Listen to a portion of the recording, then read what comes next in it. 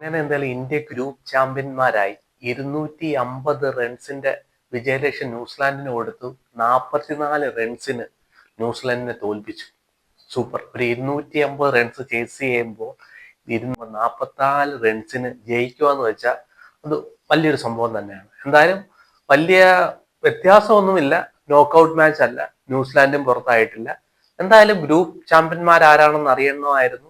അതെ, ഇന്ത്യ തന്നെ ഗ്രൂപ്പ് ചാമ്പ്യന്മാരായി. ഒന്നാം സ്ഥാനത്ത് 6 പോയിന്റോടെ ഒന്നാം സ്ഥാനത്തെത്തി. 4-ാം തീയതി ആസ്ട്രേലിയയെ നേരിടും. 2023-ലും ഗ്രൂപ്പ് ചാമ്പ്യന്മാരായി. സെമി ജയിച്ചു, ഫൈനലിൽ ആസ്ട്രേലിയ നേരിട്ടു. 2024-ൽ 2020-ലും ഗ്രൂപ്പ് ചാമ്പ്യന്മാരായി വന്നു. സെമി ഫൈനലിൽ ഇംഗ്ലണ്ടിനെ തോൽപ്പിച്ചു. ഫൈനലിൽ ദക്ഷിണാഫ്രിക്കയെ തോൽപ്പിച്ചു. അതേപോലെ ICC ടൂർണമെന്റിൽ കണ്ടിന്യൂസ് നല്ല പെർഫോമൻസ് കാഴ്ചവെക്കാൻ ഇന്ത്യൻ ടീമിനായി. 50 ഓവറിലായാലും 20 ഓവറിലായാലും നല്ല പെർഫോമൻസ് കാഴ്ചവെക്കാൻ എന്തായാലും ടീമിന് ആയി. രോഹിത് ശർമ്മയുടെ ക്യാപ്റ്റൻസിയിൽ ടീം എന്തായാലും ODI ഫോർമാറ്റിലായാലും 20 ഫോർമാറ്റിലായാലും നല്ല ഒരു വർഷങ്ങളായിരുന്നു കടന്നുപോയത്. 2023 നമ്മളെ സംബന്ധിച്ചോളം വിഷമം നിറഞ്ഞൊരു വർഷമായിരുന്നു. നമ്മുടെ ദിവസമല്ലായിരുന്നു. അല്ലെങ്കിൽ ആസ്ട്രേലിയൻ ക്രിക്കറ്റിന്റെ ഒരു മഹത്വം എന്നൊക്കെ പറയേണ്ടി വരും. അവര് പ്രഷർ സാഹചര്യത്തിൽ ഏതെങ്കിലും ഒരു പ്ലെയർ എഴുന്നേറ്റ് നിൽക്കുകയും അവര് മത്സരത്തെ വിജയിപ്പിക്കുകയും ചെയ്യും. എന്ത് തന്നെ ആയിരുന്നാലും കഴിഞ്ഞത് കഴിഞ്ഞു. എന്തായാലും 4-ാം തീയതിയാണ് ഫസ്റ്റ് സെമി. ഇന്ത്യ ഇന്നത്തെ മത്സരം പരിശോധിക്കുകയാണെങ്കിൽ അവരുടെ ബാറ്റിംഗ് നിര യോങ് 22 റൺസ്, രവീന്ദ്ര, ഹാർദിക് പാണ്ഡ്യയുടെ ഓവറിൽ വിക്കറ്റ് പോയി. വില്യംസൺ 2 ക്യാച്ചാണ് KL രാഹുൽ കളഞ്ഞത് വില്യംസന്റെ. പിന്നെ വരുൺ ചക്രവർത്തിക്ക് ഒരു ക്യാച്ച് എടുക്കാൻ വരുന്നത് ഇച്ചിരി ഡിഫിക്കൽട്ട് ക്യാച്ച് തന്നെയായിരുന്നു. എന്നാൽ രാഹുലിനെ സംബന്ധിച്ചിടത്തോളം ബംഗ്ലാദേശിനെതിരെ ആയാലും പാകിസ്ഥാനെതിരെ ആയാലും ഇപ്പൊ ന്യൂസിലാൻഡിനെതിരെ ആയാലും വിക്കറ്റ് കീപ്പിംഗ് മോശം എന്ന് വെച്ചാൽ ഒരു part time wicket കീപ്പറാണ് Rahul.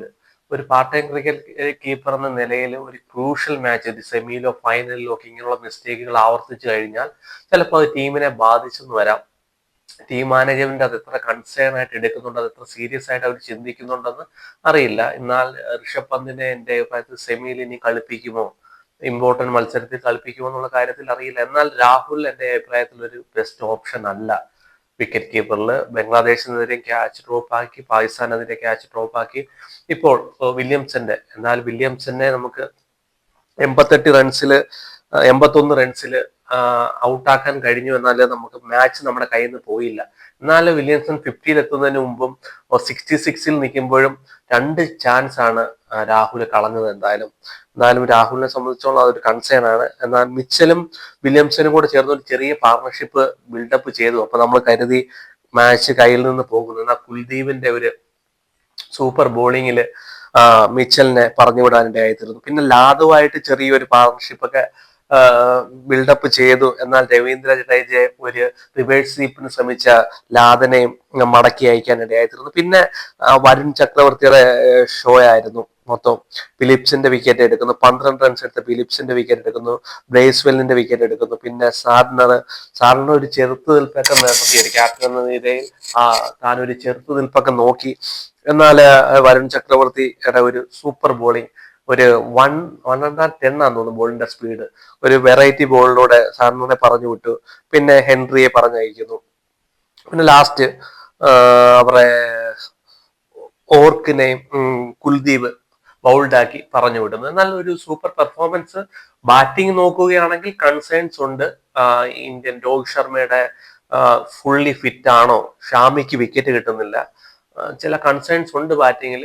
Virat കോഹ്ലിയും അറിയില്ല, ഗില്ലും തന്റെ വിക്കറ്റ് കൊണ്ട് കളയാനിടയായി തീർന്നു. എന്നാൽ സെമിയിൽ അങ്ങനെയൊന്നും ആവർത്തിക്കാതിരിക്കട്ടെ, നല്ലൊരു പെർഫോമൻസ് ഇന്ത്യക്ക് കാഴ്ചവെക്കാൻ കഴിയട്ടെ എന്ന് പ്രതീക്ഷിക്കുന്നു.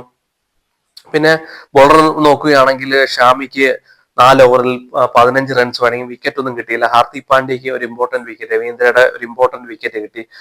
അക്ഷർ പട്ടേലിന് ലാസ്റ്റ് ബോളിൽ വില്യംസന്റെ 10ാമത്തെ ഓവറിലെ ലാസ്റ്റ് ബോളിൽ വില്യംസന്റെ വിക്കറ്റ് കിട്ടി. വരുൺ ചക്രവർത്തി എന്തായാലും 10 ഓവറിൽ 42 റൺസും 5 വിക്കറ്റും എടുത്തു. കുൽദീപ് 9 ഓവറിൽ 56 റൺസും 2 വിക്കറ്റ്. രവീന്ദ്ര ജഡേജ 8 ഓവറിൽ 36 വന്നു.